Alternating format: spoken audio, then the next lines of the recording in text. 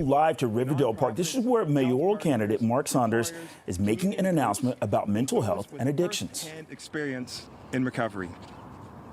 I'll convene a summit with all levels of government on addressing gaps in existing mental health services. We need to make sure that people have access 24 hours a day.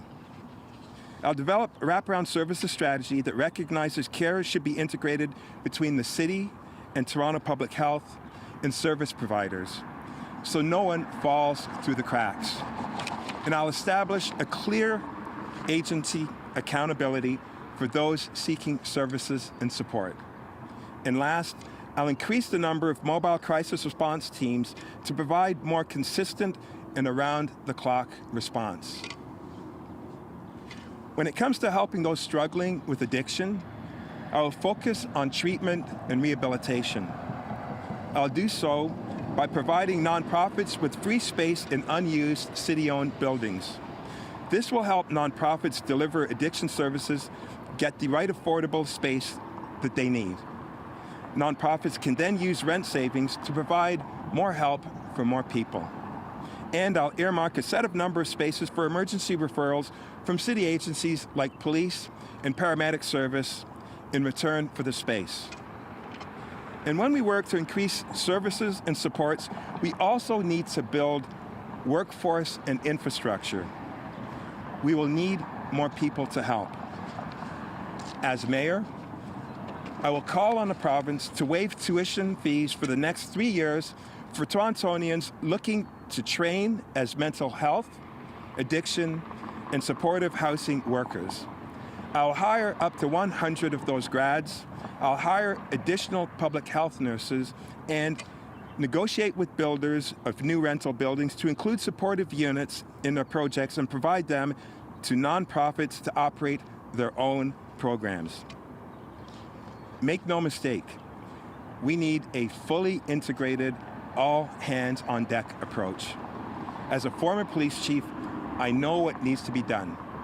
I will roll up my sleeves and get to work right away. Let's protect Toronto's future. Thank you very much. And I'll now take any questions if anyone has any. Mr. Saunders, so because you're a former police chief, everybody's going to be looking at your plan and sort of evaluating how much of it is enforcement versus how much of it is the compassion you talked about. So can you tell me about how you decided on that balance? Because people would expect the former police chief to probably to lean more on the enforcement side.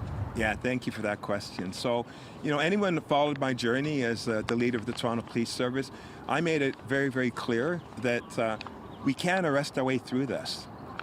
This is a health issue. Whenever you have law enforcement first responding to a health issue, that speaks to a failure in the system. And the other thing, which is really key and critical, throughout my years and even to present day, there is no help or support after 5 p.m. or before 9 a.m. These are crucial moments because during those time frames, it's either law enforcement or it's emergency. And we know that's not a sustainable solution. And we're seeing an increase of people that are in need of help when it comes to living with mental health or suffering with addiction. By doing it this way, by having the right resources in the right places at the right time, by enhancing locations other than hospitals or incarceration, I think that we'll be moving our city in the right direction. It'll be healthier, it'll be sound, and it'll be the best approach. Some of those things, like offering city building space to nonprofits who help, I think already happens. So I'm just trying to figure out how it's different. I know Sisterings and other places usually avail themselves of property and recreation centers or other things. How would it be different for you? Well, first off, it's 24/7. I think what we need to do is understand that the capacity issue has to be continuous. Mental health is 24 hours a day. Addiction is 24 hours a day.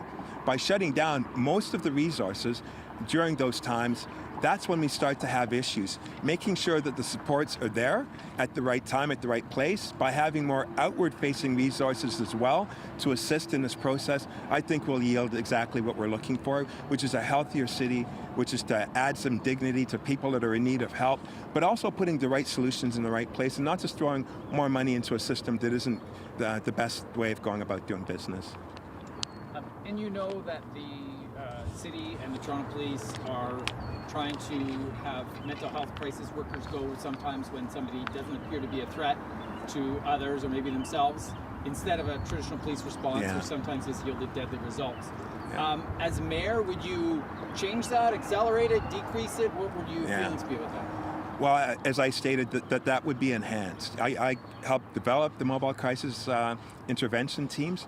It is so critical because then it reduces the 911 calls, and it also helps maintain the treatment and keeping an eye on people that are in need and help. Not everybody has family to help and assist, and I find more times than not, if we have these agencies going to those people instead of waiting for something to happen, we get better results, and we know that it's more cost affordable as well.